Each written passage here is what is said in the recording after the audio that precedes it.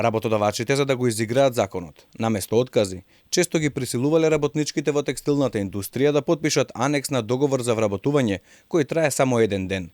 Ова прави работодавецот да не мора да ги испочитува законските обврски при отпуштање вработени. Алармираат од Сдруженијето Гласен текстилец, откаде потенцираат дека работодавачите постојано наоѓаат нови начини како да ги заобиколат работничките права. Законски откажување на договорите за вработување, потоа знаете за договорите од 0 месеца за кои што кажавме пред известно време.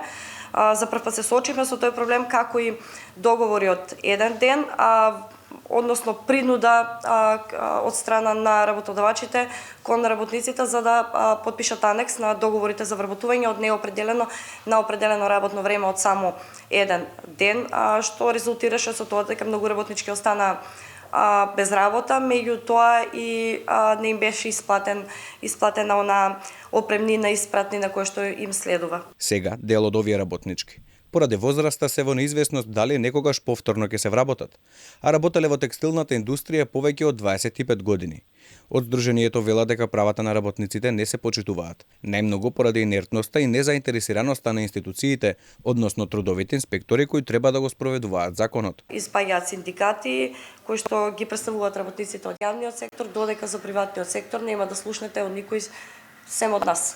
Каква е состојбата и во институционалните лабиринти, како и во судските лабиринти, меѓутоа со што се соочуваат дополнително.